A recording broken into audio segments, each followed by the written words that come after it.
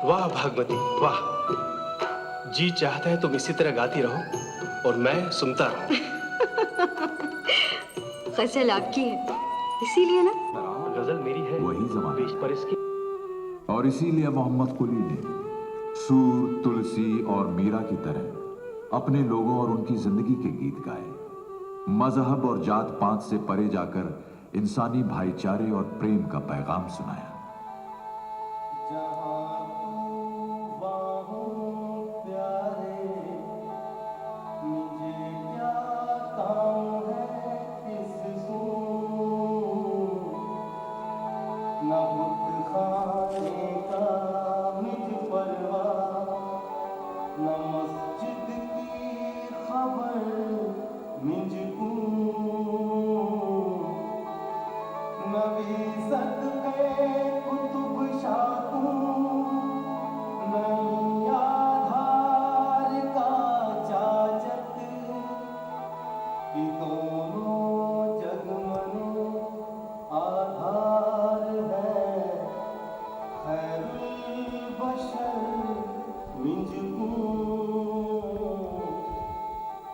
सन 1580 में मोहम्मद कुली कुतुब शाह 15 बरस की छोटी सी उम्र में गोलकुंडा की गद्दी पर बैठे। आप तो ईरान से आए हैं, बहुत सी जगह देखी हैं आपने, हमारा गोलकुंडा कैसा लगा? वल्लाह, गोलकुंडा की शान का कहना ही क्या मिर्जा साहब, हर किस्म का सामान यहाँ मिलता है और इफरात में। इसीलिए तो फारस, अरब, तुर्किस्तान और विलायत के सौदागर यहाँ पीछे चले आते हैं। मैं आजकल एक तारीखी मजमूए के लिए जानकारी इकट्ठी कर रहा हूँ। गोलकुंडा के जिक्र के बिना मुझे लगता है ये तारीख अधूरी रहेगी।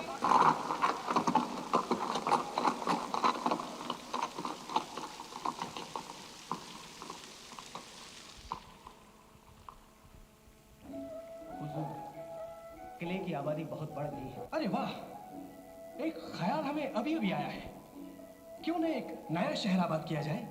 इरादा तो बहुत नेक है हुजूर। हाँ, एक नया शहर, खुला, कुशादा, जिसमें लोग आराम से रह सके, जो उतना ही शानदार हो जितनी हमारी ये सल्तनत। क्या आपकी नजर में कोई माकूल जगह है? आलिजा मूसी नदी के पार एक उम्दा जगह है, वहीं जहाँ चिचलम गांव है। हम उस जगह से बखूबी वाकिफ हैं पेशवा। वो जगह खुली है, आबो हवा के लिहाज से भी उम्दा है, पानी की कोई तंगी नहीं और किले के नजदीक भी है। सुभान अल्लाह, तो फिर हम नया शहर वहीं बसाएंगे।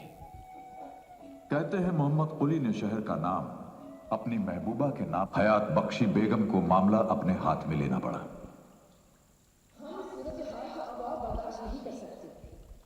शहजादा औरंगजेब क्या कुतुब शाही सल्तनत को नेस्त नाबूद करने पर आमादा है? जानिए उनके दिल में क्या है, हम तो फरियाद कर करके हम आपकी राय जानना चाहते हैं। शहजादा औरंगजेब ने हुक्मनामे की उजूरी का इल्जाम लगाया है। उनका कहना है कि सालाना पेशकश अदा करने में कोताही हुई और बट्टे की रकम भी मुद्रा नहीं की। ये सब हिसाब किताब की बातें हैं, इसके लिए फौज लेकर चढ़ दौड़ने की क्या जरूरत पड़ गई? खबर ये भी है मासादा कि बादशाह ने हमारी असदाज पर गौर करके शहजादा औरंगजेब को एक फरमान भेजा, मगर वो इस बात पर जाहिर नहीं कर रहे। हम समझ गए। आप मुगल लश्कर में पैगाम भिजवाइए कि हम शहजादा औरंगजेब से मुलाकात करना चाहते हैं। औरंगजेब के साथ हयात बख्शी बेगम की मुलाकात का मुनासिब असर हुआ।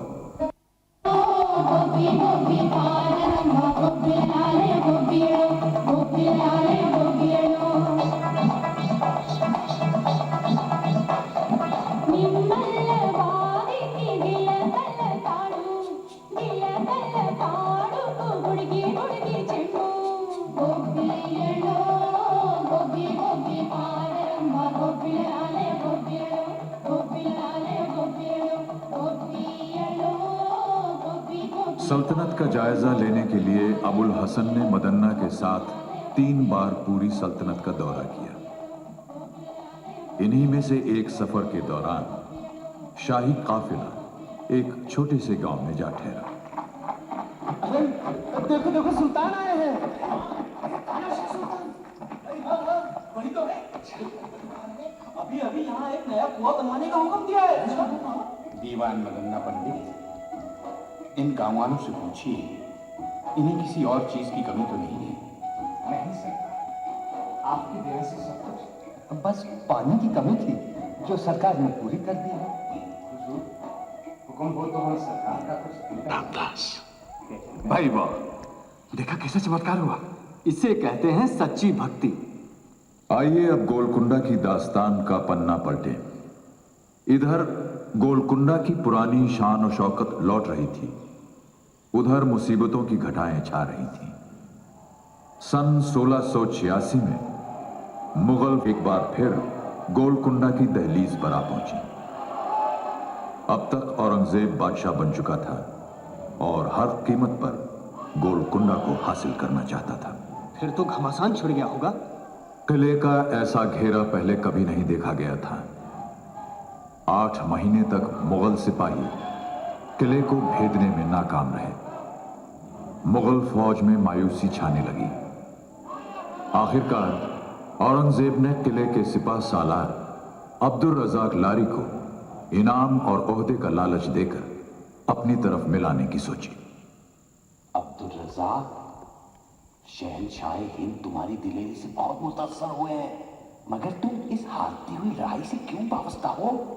अगर तुम बादशाह आलमगीर का साथ देने को तैयार हो जाओ तो वो तुम्हें मुंह मांगा इनाम, मनसबदारी और दरबार में ऊंचा ओहदा दे सकते हैं।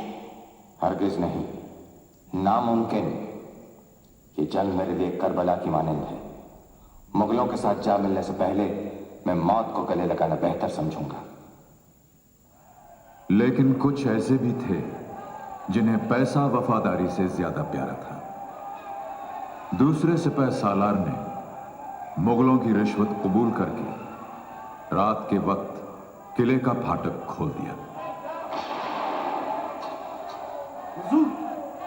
हुजूर उठिए। सब हो गया। मुगल फौज किले में घुस आई। किले में घुस आई है? कैसे? किसी गद्दार ने फाटक खोल दिया। खुदा उससे गारत करे। तुरी बजा कर सिपाहियों को इकट्ठा करो, हम आते हैं।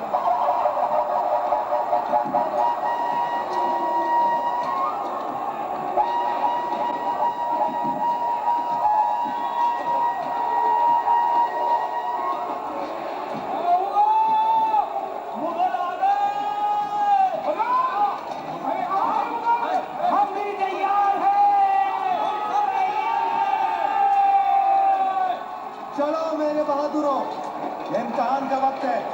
चलो इन मुगलों को धोखेबाजी का सबक सिखाएं। अल्लाह अकबर।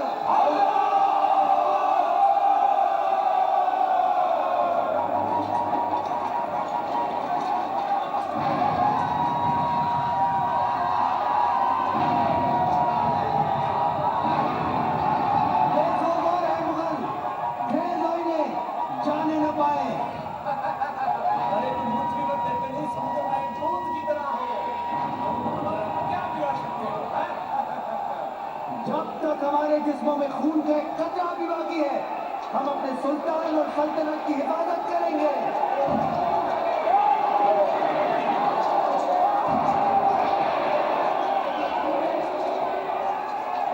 मगर मुकाबला बराबरी का नहीं था। अब्दुल रज़ाक लड़ते लड़ते बुरी तरह घायल हो गया और बेहोश होकर इस महल के बाहर नगीना बाग में गिर पड़ा, लेकिन बहादुरी की ऐसी मिसाल कायम कर गया जिसका जिक्र मशहूर शायर सिकंदर और सल्तनत पर तारीख की स्याह रात उतर आई। खराबी के सबब छाई, तबाही मुल्क पर वैसी, खजाने लुट गए अहले हुनर, है दहन वीरानी, है छाई खल्क पर इस दर्जा तर अफलास नादानी, कि अब माने नहीं रखता कोई हरफे सुखनदानी। गोलकुंडा के किले की कहानी तो साहब ये और उजड़े हुए महल ही गोलकुंडा की बीती हुई शान की निशानियां हैं। ये दीवारें और चट्टानें ही उस शान और शौकत की गवाह हैं, वक्त और इतिहास को चुनौती देती हुई, खामोश, रहस्य भरी और अटल। भारत के सुनहरे इतिहास की एक ऐसी यादगार जिसे कभी भुलाया नहीं जा सकता। ये किला, ये पसीने, ये वीरानियां, ये किला, ये पसीने,